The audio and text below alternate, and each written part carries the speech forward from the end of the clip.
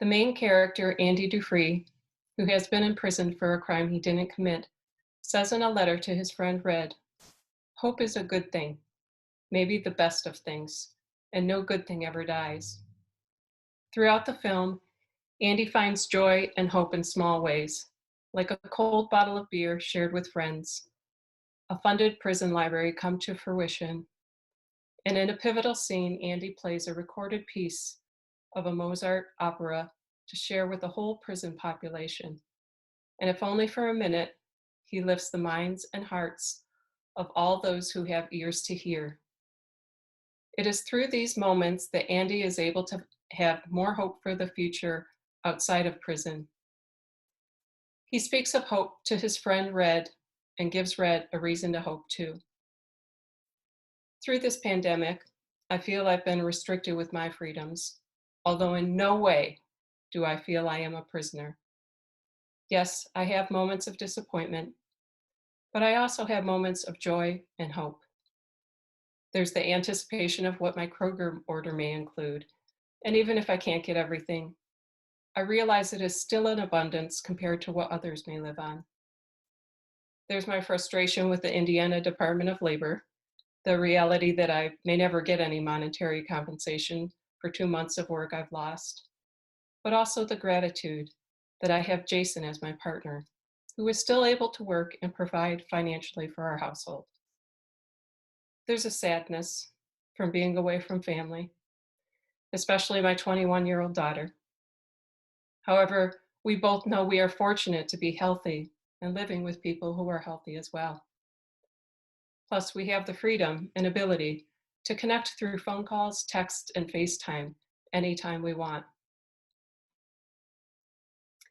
With the arrival of spring, I hear boisterous bird songs and see farmers plowing fields around our home.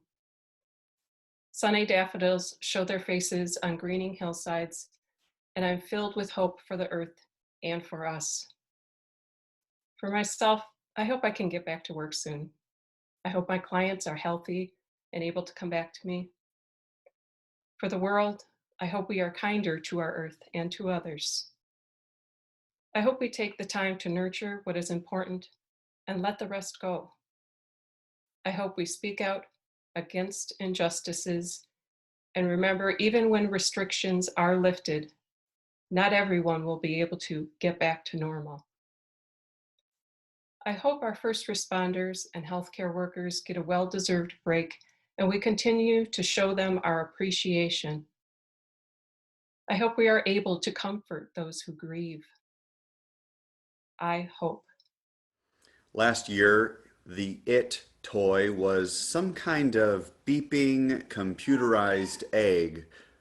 The frenzy and desperation reaching for the perfect egg. It sold out everywhere, this egg. Hope can be kind of like that. People strain and struggle for the perfect definition. Is it now or future perfect, as in we will have survived? They argue over whether we even need a hope more present than a maybe, even when you don't feel it. A healthy hope is the power, and beyond that, the choosing to stay. Stay with the doubt and fear. Stay with the work that it takes to resist. Stay with the work that it takes to just go on. Leave giving up for another day. You could wrestle the words or sensation of hope to the mat, or you could let this moment be enough. Belonging here together be sufficient. Feast on our irrepressible power to stay. Hope rises. It rises from the heart of life, here and now, beating with joy and sorrow. Hope longs. It longs for good to be affirmed, for justice and love to prevail, for suffering to be alleviated, and for life to flourish in peace. Hope remembers. It remembers the dreams of those who have gone before and reaches for connection with them across the boundary of death. Hope acts. It acts to bless, to prosper, and to repair. When I was a freshman in college, I took an intro to philosophy class. The Philosophy 100 classes at DePaul University in Chicago focused on various subjects. And so, as a new and aspiring college student, I wanted to sink my teeth into something good. And so, I took my intro to philosophy class on the subject of prisons. I remember the first time I walked into the classroom on the ground floor of Clifton Fullerton Hall and sat, of course, in the second row. Come on, what do you expect? No one likes sitting in the front row, whether in class or on Sunday mornings.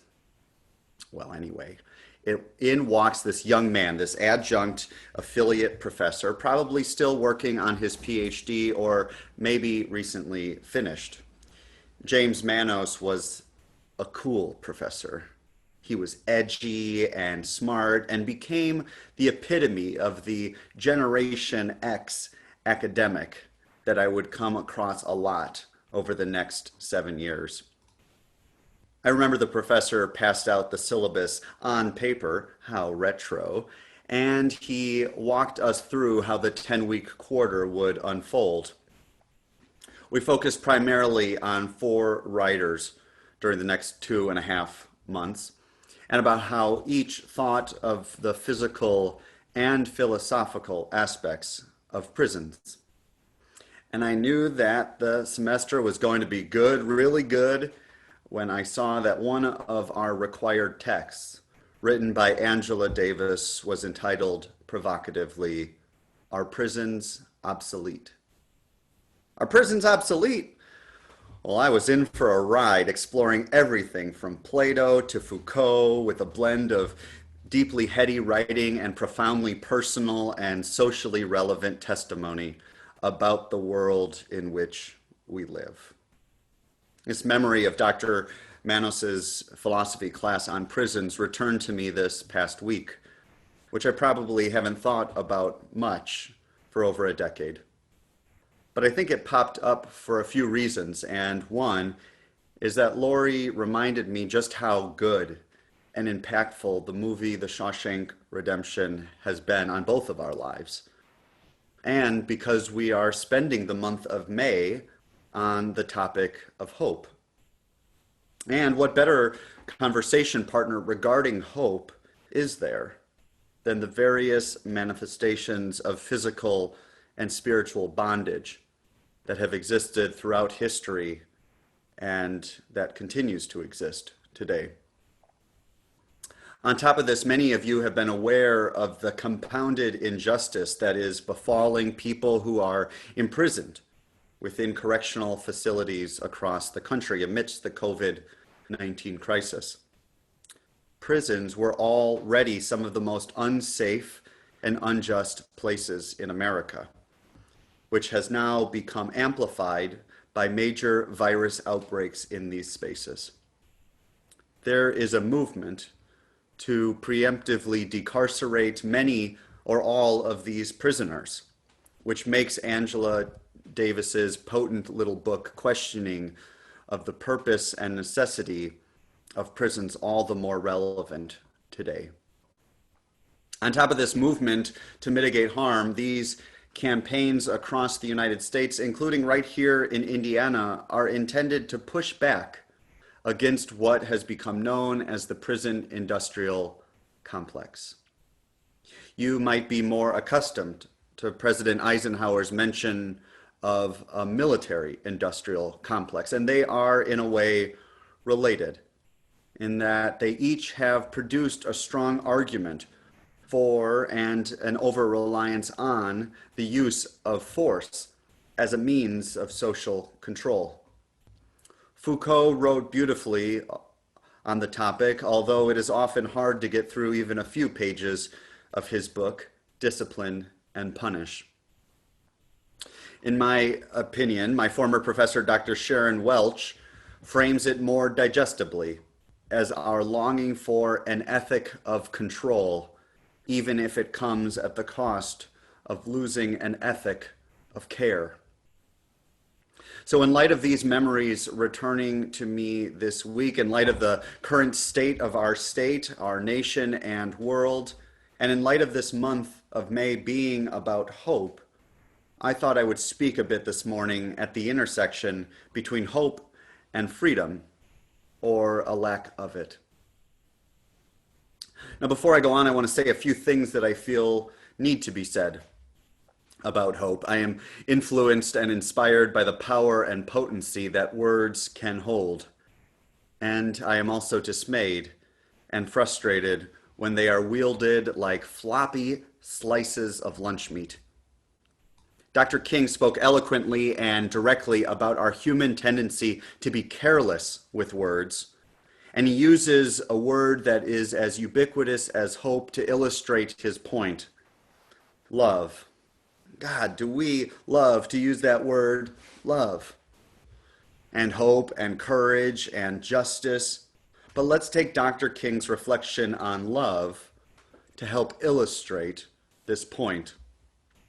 He believed that, quote, power without love is reckless and abusive. And love without power is sentimental and anemic. He went on to say, power at its best is love implementing the demands of justice. And justice at its best is power correcting everything that stands against love. So for King, he was mindful that love alone, love without an awareness of power and the power dynamics that are always at play wherever two or more are gathered, was a dangerous thing. And so he constructed a deeper analysis of this word that could capture its universal import and eternal gravitas. And I think the same analysis is warranted for hope, because hope, like love, is thrown around a lot, especially by religious communities such as ours. So I want to dispel any simplistic worries of encouraging a simple hope, especially right now as a remedy to the world's problems, by offering this equation in the same spirit as Dr. King provided on the subject of love. What if we talk about hope and life like this? Living without hope is painful and unbearable. And to have hope without a commitment to life is selfish and hollow. Life at its best is selfless and liberating, and hope at its best is our steadfast correcting of everything that stands against life. During April, we imagined what it would be like to get this right, to not go back to normal or to life as it once was. And what is true is that certain parts of a society will more easily return to the status quo than others. For me, the prison industrial complex is one of these philosophical commitments and social structures that won't easily fall down from a few weeks of social isolation. Our collective reliance on methods of control will continue, and those who are the casualties of our fears and anxieties will suffer the most. But other conversations, as I mentioned, have been growing during this time of COVID-19. Many people are rethinking the entire structure of how we are together in this world. Again, not questions of what, but how. How are we together, or for that matter, apart from one another in this life? I find the prison system, the concept of human bondage in general, to be a sobering and horrifying part of human existence, and yet an appropriate space to reflect on these questions about our future. Prior to COVID-19, we who are mainly non-poor and white, we made a deal. We made a deal that said we need to protect society by keeping dangerous people apart from the rest of us. It isn't a new social compact, but a very old one that's been handed down for generations. In essence, we said, for utilitarian reasons, social distancing is an appropriate tool for public health and safety. And well, we've gotten really good at this logic, that it can be easy at times to forget how staggering our percentage of the global population is of imprisoned people. It is easy to miss, perhaps, the fact that those within prisons are becoming infected and dying from COVID-19 at an unbelievable rate, just as people are in nursing homes and in medical facilities, including those frontline workers who are working to save lives, to save our lives. These groups of people collectively, along with people who are homeless and those experiencing extreme poverty or drug addiction, are becoming forgotten by much of society as we look to get back to normal. They are becoming the forgotten. And perhaps, yes, there will be some portions of this group that will be heralded for a while, celebrated for their bravery, or perhaps for a long time, like first responders in the aftermath of 9/11. Although how long has it taken to ensure lifetime health benefits are intact for those first responders? But many will not be remembered. Many will continue to be isolated or will have died. They will feel socially and emotionally distant from us, and the abyss will only grow wider in the months to come. And we will run the risk of returning to normal and to that utilitarian argument that prisons are indeed necessary, as are other forms of selective social isolation. Think of the children, after all.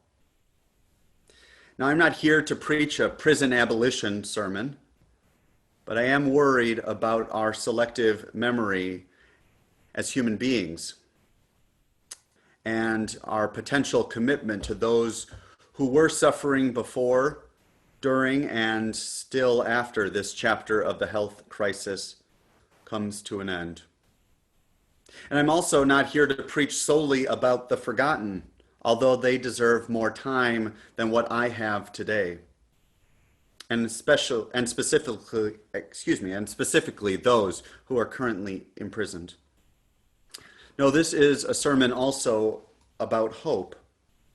And this is a sermon about life as well. Because this is a congregation, UUCCI, we are a community of both hope and life. We are a people of hope and life, and I think because of this we have something to think about and some actions to consider. And one of the big questions is, how can we live with hope in these days? Well, let's return to the Dr. King inspired equation regarding hope and life that I offered earlier. Let me offer it again. Living without hope is painful and unbearable, and to have hope without a commitment to life is selfish and hollow. Life at its best is selfless and liberating, and hope at its best is our steadfast correcting of everything that stands against life. I think this is worthy of exploration, especially in light of many who will soon not be forced to shelter in place or to be on lockdown any longer. And perhaps to say and consider whether we were ever truly on lockdown, as Lori suggested.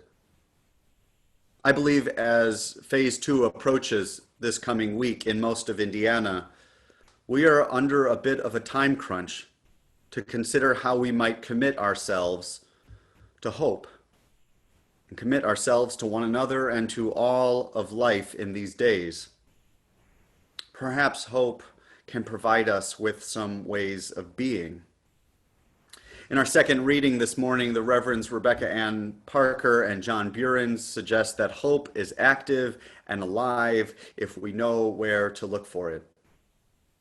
To summarize the words Lori shared with us this morning, she said that hope rises, hope longs, hope remembers, and hope acts. Hope rises. Hope rises from any and all people who are sick and tired of being sick and tired, sick of the discrimination, of the violence and oppression faced on a daily basis.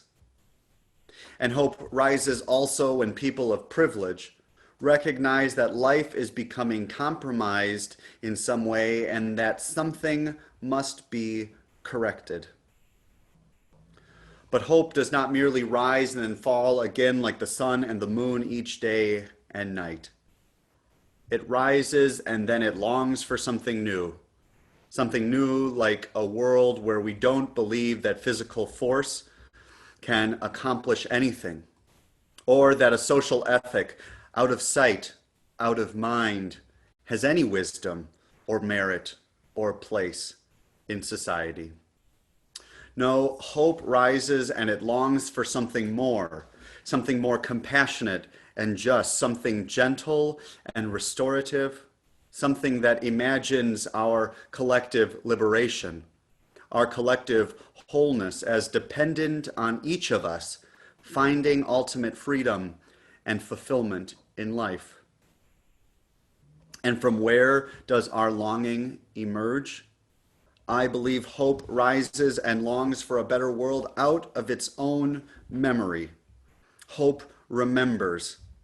It remembers from a space of wisdom, named and unnamed, experienced and not experienced. Hope remembers out of a deep well of pain and sorrow, but also joy and boundless love. It remembers and invites us to remember too of what once was and what could yet still be once more. But neither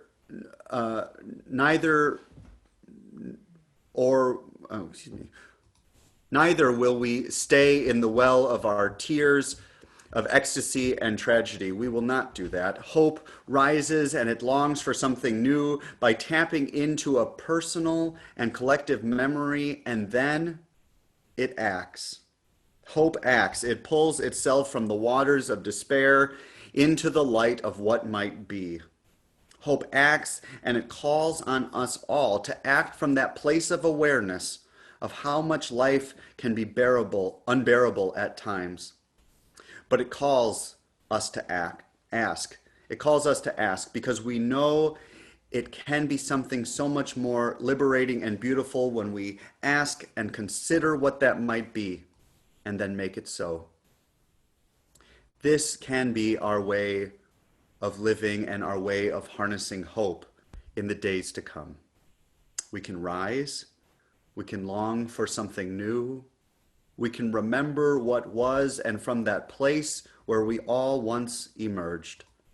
And then we can act and make life real. Make life truly be alive, fully alive, right here, right now. Because we need to be alive for what lies before us. Perhaps it is true what Andy writes to his friend Red at the end of the SHAWSHANK Redemption. Perhaps it is true that hope is a good thing, maybe the best of things, and that no good thing ever dies. I do believe that hope can never die, but life can die. Life dies. We know it. We've experienced it through family members and friends. And we are becoming deeply aware of it during this time of COVID-19. Hope may be the best thing that can pull us through this time of sickness and death into a chapter of life and renewed joy. May we not lose sight of the power and necessity of hope. May we never take hope for granted or life for granted. May we remember those who are easily forgotten and strive to leave no one behind on this journey. May we return to hope and to life in these days ahead and let go of the things that do not serve us any longer. And, as my colleague, the Reverend THERESA SOTO, reminds us, may we give thanks for holding gently to our simple hopes and recognize the power and beauty that rests simply in our choosing to stay together on this journey. May it be so, and amen.